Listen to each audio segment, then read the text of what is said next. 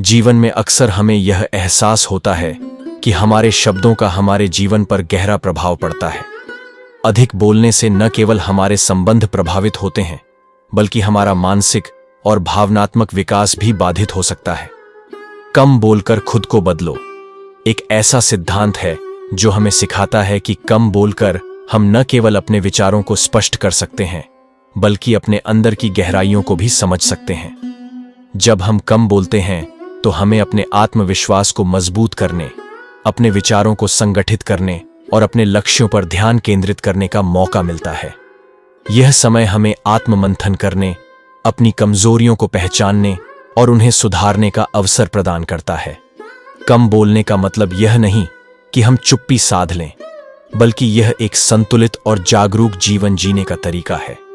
इस परिचय में हम जानेंगे कि कैसे कम बोलकर हम अपने जीवन में सकारात्मक परिवर्तन ला सकते हैं, अपने आत्मसम्मान को बढ़ा सकते हैं और दूसरों के प्रति अधिक सहानुभूति और समझ विकसित कर सकते हैं।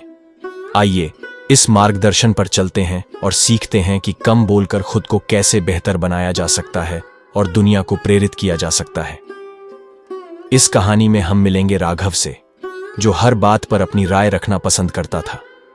चाहे किसी का कोई भी काम हो, राघव उसे सुधारने का कोई मौका नहीं छोड़ता। लोग उसे सुनते तो थे, लेकिन धीरे धीरे उससे दूर भी होने लगे थे। एक दिन राघव ने अपने दोस्तों को यह कहते हुए सुना कि वो हमेशा अपनी बातों से सबको परेशान करता है। इससे राघव के दिल को ठेस पहुंची। उसने सोचा कि क्या सच में उसकी बातें लोगों को पसंद नहीं आती? क्या मैं सच में इतना बोलता हूं कि लोग मुझसे परेशान होने लगे हैं? राघव अपने गांव के एक बुजुर्ग के पास गया, जो बहुत शांत स्वभाव के थे और अपनी समझदारी के लिए जाने जाते थे। राघव ने उनसे पूछा, बाबा, क्या आप मुझे बता सकते हैं कि मैं अपनी इस आदत को कैसे सुधार सकता हूं? बेटा, कम बोलना सीखो और अपनी ऊर्जा को अपने सुधार पर लगाओ। जब तुम बोलने से ज्यादा सुनोगे तो दुनिया तुम्हें सुनने लगेगी। राघव ने बाबा की बात को मानते हुए कम बोलना शुरू किया। उसने सोचा कि अगर वो दूसरों को सुनेगा तो शायद वो खुद में सुधार कर पाएगा। धीरे धीरे उसने बिना मतलब की बातचीत करना बंद कर दिया और सिर्फ जरूरी बातों पर ध्यान देने लगा। मैं अब सिर्फ उतना ही बोलूंगा जितना जरूरी है। अब राघव के पास ज्यादा समय था अपने आप को सुधारने का। उसने नई नई किताबें पढ़नी शुरू की और नए हुनर सीखने पर ध्यान देने लगा। धीरे धीरे उसने महसूस किया कि कम बोलने से उसका ध्यान अपनी तरक्की पर लग रहा है। कुछ महीनों बाद गांव के लोग राघव में एक अलग बदलाव महसूस करने लगे। अब वो शांत रहता, ज्यादा सुनता और सिर्फ जरूरत पड़ने पर ही सलाह देता। लोग उसकी समझदारी की तारीफ करने लगे। राघव, तुम अब पहले से कहीं ज्यादा समझदार लगते हो। तुम्हारे बोलने का तरीका भी बदल गया है। राघव ने महसूस किया कि जब उसने कम बोलना शुरू किया तो न केवल लोगों ने उसकी इज्जत की, बल्कि उसे अपनी खुद की खूबियों का भी पता चला। उसने सीखा कि सच्ची तरक्की अपने आप को सुधारने में ही है। अब मुझे समझ आ गया है कि कम बोलने और खुद में सुधार करने से ही असली तरक्की होती है। तो दोस्तों, राघव की इस कहानी से हमें यह सीखने को मिलता है कि कम बोलकर और खुद पर काम करके हम अपनी जिंदगी में बड़े बदलाव ला सकते हैं। जब हम ज्यादा सुनते हैं और खुद पर ध्यान देते हैं तो हमें सच्चे सुधार और आत्मसम्मान का अनुभव होता है।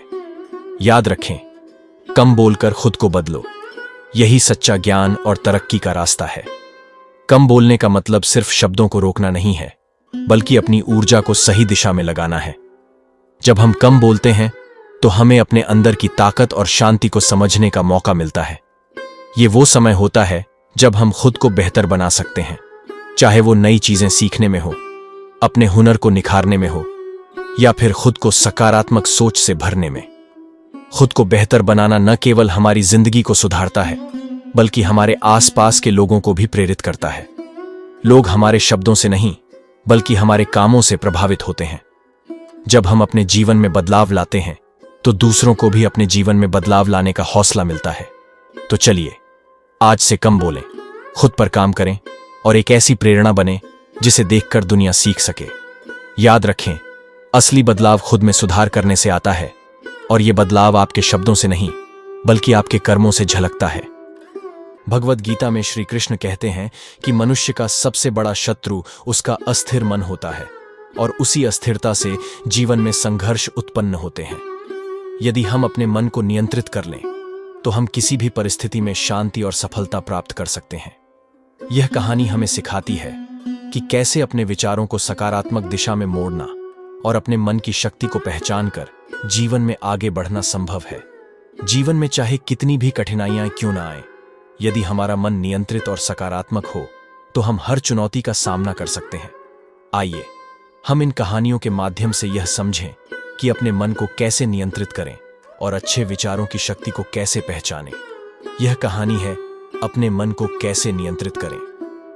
बहुत समय पहले की बात है। एक छोटे से गांव में एक युवक रहता था जिसका नाम अर्जुन था। अर्जुन बहुत ही बुद्धिमान और मेहनती था, लेकिन उसका मन बहुत चंचल था। वह हर छोटी बड़ी बात पर चिंतित हो जाता और आसानी से अपने काम पर ध्यान नहीं लगा पाता। अर्जुन की यह आदत उसकी प्रगति में सबसे बड़ी बाधा बन चुकी थी। गांव के लोग उसे अक्सर कहते, अर्जुन, तुम बहुत होशियार हो, लेकिन तुम्हारा मन तुम पर हावी हो गया है। तुम खुद को नियंत्रित क्यों नहीं कर पाते? अर्जुन ने महसूस किया कि मन का नियंत्रण न कर पाना उसकी सफलता में सबसे बड़ी रुकावट है। वह अपनी इस कमजोरी को सुधारने के लिए एक मार्गदर्शक की खोज में निकला। उसे एक महान आर्षि के बारे में पता चला जो पास के जंगल में एकांतवास करते थे। अर्जुन ने ठान लिया कि वह ऋषि से इस समस्या का हल पूछेगा। अर्जुन ने कठिन यात्रा की और कई दिन जंगलों में भटकने के बाद आखिरकार ऋषि के आश्रम पहुंचा। ऋषि ध्यान में लीन थे। अर्जुन ने उनके सामने प्रणाम किया और अपनी समस्या बताई। गुरुदेव, मेरा मन बहुत चंचल है, मैं उसे कैसे नियंत्रित करूं? जब भी मैं कोई काम करता हूं, मेरा ध्यान भटक जाता है और मैं असफल हो जाता हूं। कृपया मुझे मार्गदर्शन दें। ऋषि ने मुस्कुराते हुए अर्जुन को देखा और बोले, बेटा, मन को नियंत्रित करना कोई आसान कार्य नहीं है। यह एक बहती नदी के समान है जिसे रोकने के लिए धैर्य और निरंतर प्रयास की आवश्यकता होती है। लेकिन यदि तुम सचमुच मन को वश में करना चाहते हो तो पहले खुद पर विश्वास करो और अपने मन को साधने का अभ्यास करो। मैं तुम्हें एक कहानी सुनाता हूं जो तुम्हारे प्रश्न का उत्तर देगी। मन का नियंत्रण। एक सीख बहुत समय पहले एक युवा साधक अपने गुरु के पास गया और बोला, गुरुजी, मेरा मन हमेशा भटकता रहता है। मैं चाहकर भी ध्यान में नहीं बैठ पाता। मुझे ऐसा लगता है कि मेरा मन कभी शांत नहीं हो सकता। गुरुजी ने उसे एक कांच का घड़ा दिया और बोले, यह घड़ा लो और इसे पानी से भर दो, लेकिन ध्यान रहे, एक बूंद पानी भी बाहर नहीं गिरनी चाहिए। और जब तक तुम इस कार्य को करोगे तब तक गांव की गलियों से होकर जाओगे। युवक को यह कार्य बहुत कठिन लगा, लेकिन वह तैयार हो गया। वह धीरे धीरे गांव की गलियों से गुजरा। चारों ओर भीड़ थी, लोग बात कर रहे थे, शोर हो रहा था, लेकिन युवक का सारा ध्यान घड़े पर था कि एक बूंद भी पानी न गिरे। बहुत देर बाद वह वापस आश्रम पहुंचा। गुरुजी ने पूछा, बेटा, तुमने रास्ते में क्या देखा? युवक ने उत्तर दिया, गुरुजी, मैं कुछ नहीं देख पाया। मेरा सारा ध्यान घड़े में था। मुझे यह सुनिश्चित करना था कि पानी की एक भी बूंद न गिरे। गुरुजी मुस्कुराए और बोले, जब तुम्हारा मन अपने लक्ष्य पर इस प्रकार केंद्रित हो जाएगा तो तुम्हें बाहरी दुनिया के शोर और विकर्षण प्रभावित नहीं करेंगे। ध्यान केवल स्थिर बैठने का नाम नहीं है, बल्कि यह मन को अपने नियंत्रण में रखने का अभ्यास है। अर्जुन ने इस कहानी को सुना और उसके मन में एक नई सोच पैदा हुई। उसने समझा कि मन को नियंत्रित करने के लिए उसे अपने विचारों पर ध्यान केंद्रित करना होगा और हर समय सावधान रहना होगा। इसके बाद अर्जुन ने गुरुदेव के निर्देशों का पालन किया और धीरे धीरे अपने मन को शांत करने का अभ्यास किया।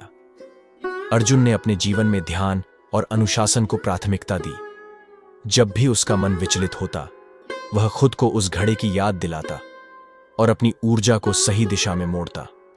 समय के साथ अर्जुन ने न केवल अपने मन को नियंत्रित किया, बल्कि उसकी सोच और कार्यों में भी सकारात्मक परिवर्तन आने लगे। अब अर्जुन कोई भी काम पूरे ध्यान और धैर्य के साथ करता। गांव के लोग भी उसकी इस नई आदत से प्रभावित हुए। जो अर्जुन कभी छोटी छोटी बातों में उलझ जाता था, वह अब जीवन के हर पहलू को बड़े धैर्य और समझदारी से हल करने लगा था। इस कहानी से हमें यह सीखने को मिलता है कि मन का नियंत्रण साधना एक कठिन कार्य है, लेकिन यदि हम इसे निरंतर अभ्यास और अनुशासन से साधते हैं तो यह संभव है। जैसे घड़े में पानी को गिरने से बचाने के लिए युवक ने अपना ध्यान केंद्रित किया, वैसे ही हमें भी अपने लक्ष्य पर ध्यान केंद्रित करना चाहिए। जीवन में विकर्षण बहुत होंगे, लेकिन यदि हमारा मन स्थिर है तो हम किसी भी कठिनाई का सामना कर सकते हैं। इस कहानी से अर्जुन को सीखने को मिला कि मन को नियंत्रित करना ही असली जीत है। जब मन पर हमारा अधिकार हो जाता है तो हम जीवन की किसी भी चुनौती को आसानी से पार कर सकते हैं।